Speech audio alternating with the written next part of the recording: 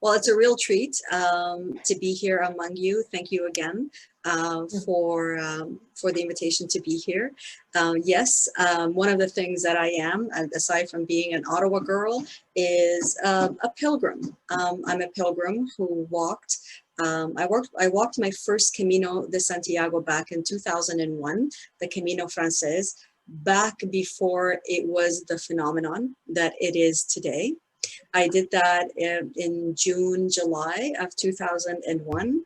And then a few months later, in November, I began another pilgrimage, this time walking from Rome to Jerusalem. And my plan was to walk it alone, but I guess the fates had other designs, and they brought to me a pilgrim from Spain named Alberto. And Alberto would join me, and he would walk all the way into Jerusalem with me. And we are metaphorically walking together still because we are married and we have a daughter. And, you know, we lived in Spain, and now we've come back to live in my hometown, which is Ottawa. Yeah, so that's kind of how the story begins. But this pilgrimage to Jerusalem, it was a pilgrimage that took us 13 months to walk. It was 5,000 kilometers in length, and it led us through 13 different countries. And so if you pull up the map, I can just begin to show you the route and explain very briefly what the route was about and where we started and where we went. So this is where we began, Rome here in Italy. And we decided to head north. By the way, this map, this is the first map that I bought. And it was the first map that we looked at and said, okay, generally, where do we want to go? And this is the route that we more or less mapped out. And so we began walking in Rome, and we headed north towards Venice. And from there, we cut along the eastern Adriatic coastline. So what was the former Yugoslavia, essentially Slovenia, Croatia, Bosnia-Herzegovina. We went into Serbia, Montenegro, Albania. Then we started to cut east towards Macedonia, Greece. And we continued along the Mediterranean coastline following that.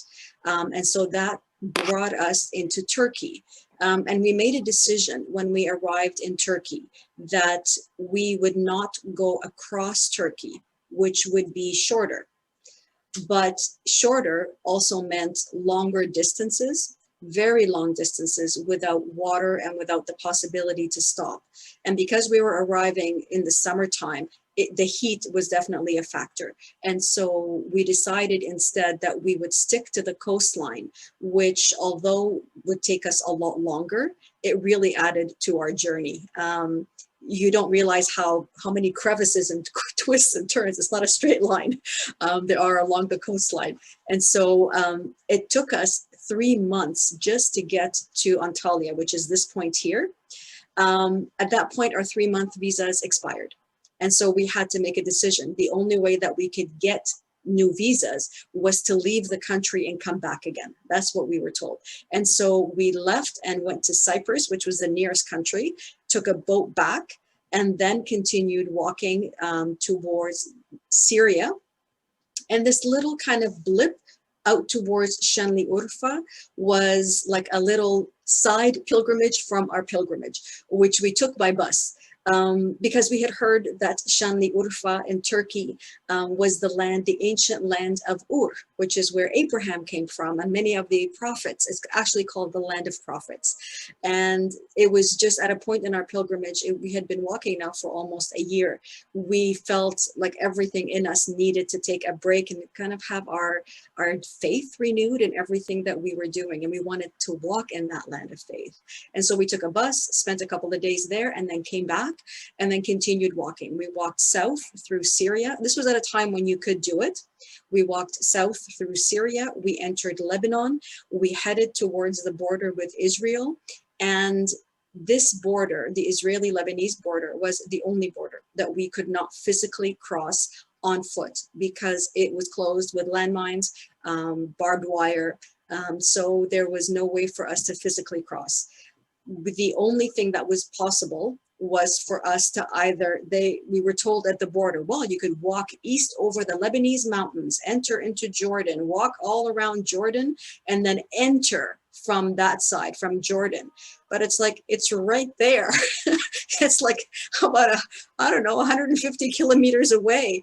And what they were suggesting was going to add at least a month of walking. And we just said, no, we're tired.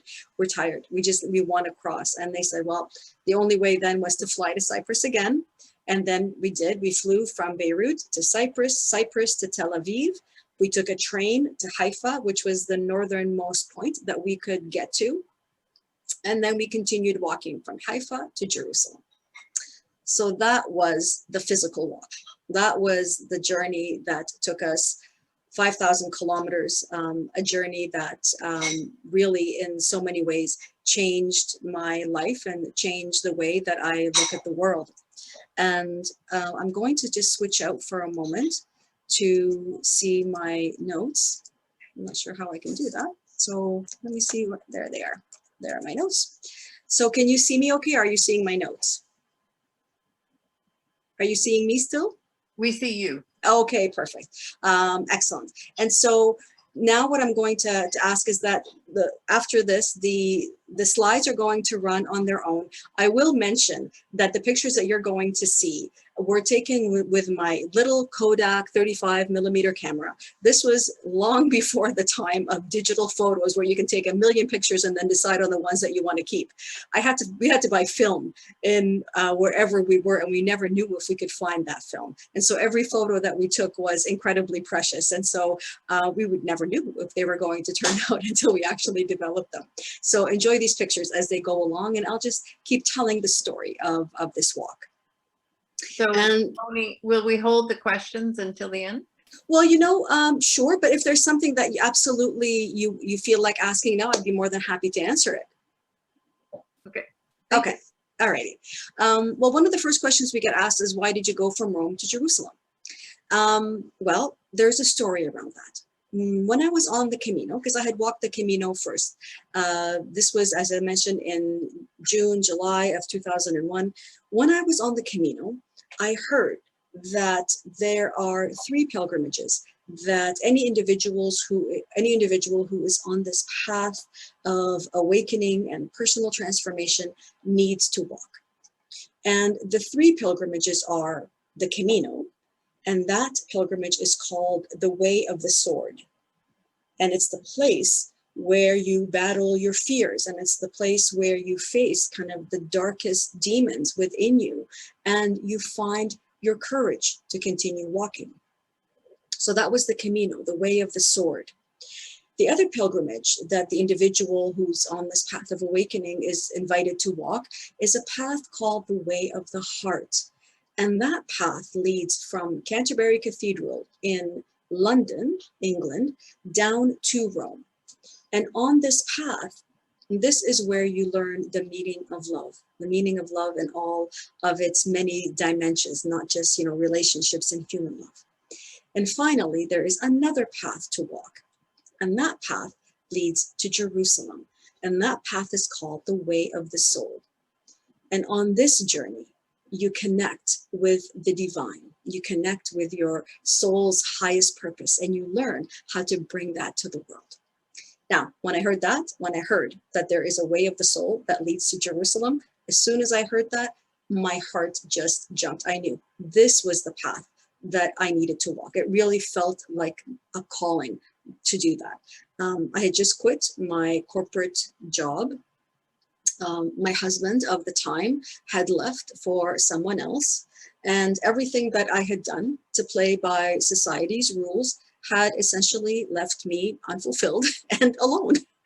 And I was ready. I was ready to explore a new way of being. And I think that desire to understand my life, to understand my place in the universal order of things, led me into spiritual territory. And all of the books of the time, from Neil Donald Walsh and Conversations with God to James Redfield and the Celestine Prophecy, Deepak Chopra, and so on.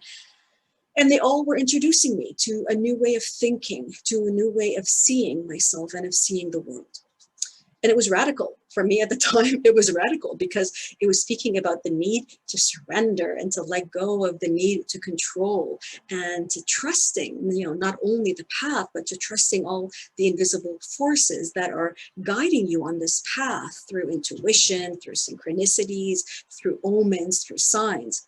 I mean, I was a project manager. I was a marketing manager. I planned everything. Nothing happened without a plan. You don't just, surrender and have faith that everything was going to work out. That's just not done in the worldview that I was living in.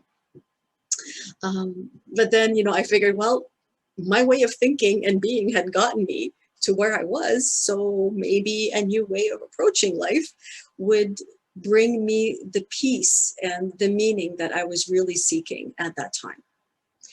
And the walk ended up being a walk for peace because 9/11 happened that year. So 9/11 happened in September. I finished my Camino in July. 9/11, I received this inspiration to do this pilgrimage. I had my doubts, but then 9/11 happened, and it felt like this was the calling to say, yes, you need to just go and walk this pilgrimage. And this pilgrimage would be my way of contributing to the voices of peace at the time. I was certainly no poster child for peace. I had many things I needed to work out within myself, but I did believe, as I still do now, that to create peace in the world, or anything in the world, I had to first remove the barriers to peace within me. It had to begin within me, as Gandhi has so appropriately said. And so this was really what was driving this pilgrimage for peace. But this pilgrimage was nothing like the Camino. For those who know the Camino and know what it's about, there is no marked path that leads you from Rome to Jerusalem.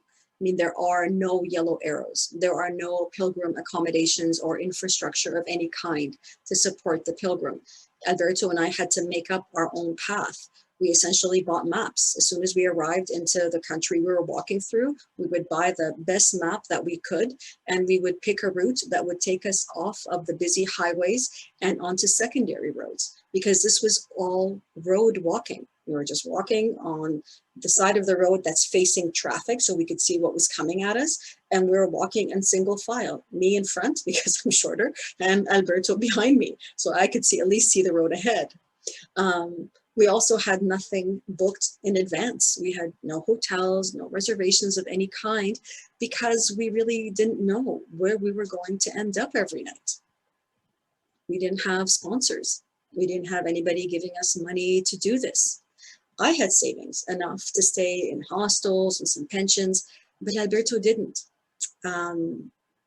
When we met, he told me he had some savings, but we were walking in Italy, and Italy is not cheap. Italy was very expensive. And so he suggested that we do what medieval pilgrims used to do, which is arrive in town and call on the first spiritual anything you found, whether it was a church, a monastery, a convent, and explain that we are pilgrims who are just needing shelter for the night. We don't need money, we don't need food, we just need shelter from the elements. And yes, we carried tents, but I didn't realize that walking in Italy, when you further north we go in the winter, it's cold. There's snow. The ground is frozen. We didn't count on that. And so even though we had tents with us, oftentimes the ground was frozen and the pegs couldn't fit through the ground. And so that really wasn't an option. We had to find a place to sleep. And most times these churches and monasteries, they opened up a room essentially that they had in their church hall, and we slept in our sleeping bags, we slept on the floor, we slept on tables, on sofas, whatever was available. Trying to remember always the axiom that says the tourist demands while the pilgrim gives thanks. Walking in that attitude of gratitude was something that would be tested for me over and over again. We learned as we walked that many monasteries had beds, and they had hot showers, and that was amazing for a pilgrim. So you can bet that we were looking for monasteries as often as we could so that we could have a hot shower and a bed to sleep in.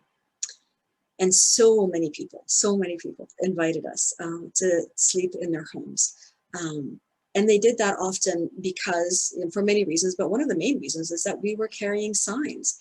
on our backpacks, as I'm sure that you'll see from the pictures. We were carrying signs in the language of every country that we were walking in, saying that we are walking to Jerusalem for peace. So we were essentially billboards. And this invited people, I think, to engage with us and to begin a conversation around what it means to be peace in the world. And this is how we walked. This is essentially how we walked for 6 months until we arrived in Greece. Our relationship until then, Alberto and I, had been platonic. We were only friends. We were pilgrim friends. No one would believe that we were only friends. In fact, one of the first words we learned how to say in every language was, "We are friends." But in Greece, after 6 months, imagine, you're with the same person day in, day out, going through very intense experiences every single day. Nobody else to talk to really except that person. And so over time, our relationship evolved. And when it became romantic, well, then we wanted to look for private accommodations. And that's what we started to do in Greece. So very briefly, and those are the outer elements of this pilgrimage. This is all the physical stuff that make up pilgrimage. But here with the Labyrinth Guild, you know that being on pilgrimage is very much like walking the labyrinth. You are walking outwardly to a destination that, is outer, but your true destination is inner. And so even though our feet were leading us physically to Jerusalem, there definitely were deeper revelations that were taking place with every step and with every encounter that Alberto and I were having along the way. And one of the first things that I realized was just how hard it is to surrender and to trust that everything is going to be okay and that your every need is going to be met. It's all beautiful in theory, and all of these books and all of these teachers tell you that, this is what it's going to be like when you surrender. And it's great in theory until you have to actually do that every single day. It becomes, until it becomes the way that you walk every day, essentially walking on faith without any plans and surrendering and trusting that everything is going to be okay. And to do that, I realized very quickly that I really had to walk through my fears. There is no way around that. I had to face those fears. I had to face my many expectations and my many beliefs, which were often less than loving and quite often very judgmental. And until I could come to the place of accepting that I was the source of all that I was experiencing, I wasn't the victim of what was happening, but the source of it, I was walking in a lot of resistance. I was, feeling defensive. I was closed off. I was arguing a lot with Alberto about, how things should be. And I wasn't really allowing any of the transformation and the healing to take place. I would say that my beliefs, the expectations that I had, all the fears that I carried with me were weights that were heavier than anything that I was carrying in my backpack. But I couldn't lay them down, not in the beginning. And I just wasn't capable in the beginning of just surrendering them, of giving them to Spirit, to God, to Creator, to be healed, so that I could have the peace that I wanted. It was a process, and it took time. It took time, and it took commitment, and it was the willingness to try again, no matter how badly I failed at it. And this work, this inner work of looking at my fears and doing this work, it started before the Camino, it continued on the Camino, but it definitely intensified when Alberto and I were walking to Jerusalem. And I'll give you a very simple example of, how all of this was showing up for me. My expectations especially were very plain to see when we started calling on churches and spiritual centers. I mean, I didn't want to do that in the first place. But Alberto simply didn't have the funds to be able to sleep in hostels every night. And he even said to me, listen, you go find yourself a hostel, you go sleep wherever you want, and I'll find something on my own. Don't worry about me. But then, you know, how was I, in all good conscience, going to let him do that? I mean, we were walking the same kilometers. We were both putting in the same effort. How was I going to sleep in a nice warm room somewhere, not even knowing where he was going to end up? Plus, in many of the towns and the villages that we stopped, there were no hostels, there were no private accommodations. And so we had to be open to finding other possibilities. So once I kind of came around to this idea, okay, we're going to be calling on the churches, we're going to try and do this your way like medieval pilgrims used to do, I of course expected immediate help. I mean, that's their job, isn't it? To help people in need. We're people in need. We're calling, you know, on the door asking for help. And so, you know, I had this expectation walking in, and, you know, when we knocked on the door, along with the expectation came the fears. So are they going to answer the door? Are they going to answer this call? How are they going to react? Where are we going to sleep if they say no? What are we going to do if we say no? I felt very vulnerable. That's probably the truth of it. I felt very vulnerable. My fate basically in the hands of the person who was opening that door. And I didn't like that feeling. I did not like the feeling of being scrutinized every time the door opened. I didn't like having our motives being questioned when we explained what we needed. I didn't like giving them that power over me, because I considered myself a modern 21st century woman with a credit card. And if I need it, I can pay for it. But that really wasn't going to help me in these situations. And you can imagine, of course, you know, how relieved and how grateful I felt, Alberto felt, when they opened that door and they said yes, which most of the time they did. They did open the door. And once they got over their initial shock of seeing how we looked, and you see in the pictures how we look, you know, with our huge backpacks and the walking sticks, we were grateful for that. But when they turned us away, and that did happen, I was so angry. I was livid, in fact, judging them, feeling that they were just betraying the very calling that had led them to do what they were doing. I was very much sitting in condemnation of them and what they were doing to us, I felt. But what I wasn't ready to admit, and let alone accept, is that they are human beings, like me, my fellow brothers and sisters, on this path of awakening that we all share. And that, like me, they also have their fears and their limitations and their beliefs as well. And that really it was I who needed to let go of all of her expectations and her demands that people be a certain way to fit my needs and my way of thinking. I especially needed to let go of the very high expectations that I placed upon myself, the very rigid ideas of perfection that I had in my mind, and to stop beating myself up when I didn't live up to them. I also didn't want to admit that I had a lot of pride, that I didn't like asking for help because I saw asking as a sign of weakness. I didn't know how to receive graciously and how to allow others that joy of giving from the heart. I didn't know how to receive from the heart because I still had very closed ideas about what receiving really meant. And so many more things. But that's really what this pilgrimage was showing me, and showing Alberto too. Just how much of my own thinking and my way of being was grounded in fear.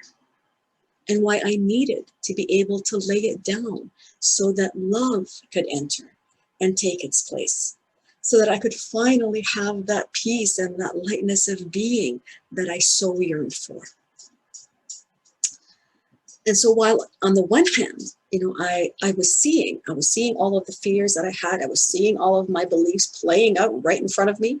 At the same time, I was feeling the presence of what I will only describe as a big love. You know, you can call that God, you can call that spirit, universe, creator. The label to me isn't important. It's that love. It was an unconditional, big love. And that love was, it was with me. It was guiding me through this entire process of inner awakening and transformation that was taking place, despite me, despite my resistance. It was showing me patiently the way. It was bringing me to the people who can help and letting me know in infinite ways, big and small, that I wasn't walking alone, that we weren't walking alone. And to trust it, not me, it. And that was really the surrender that was taking place. I was being, you know, it felt like I was being nudged, I was being cajoled, I was being coaxed, I was being encouraged, pushed to finally fall, just fall into the arms of that love, and to let it, love, lead me back to source, because that's where the answers are. That's where the peace is. That's really the center. That's the real Jerusalem that I was walking towards, here within. Love.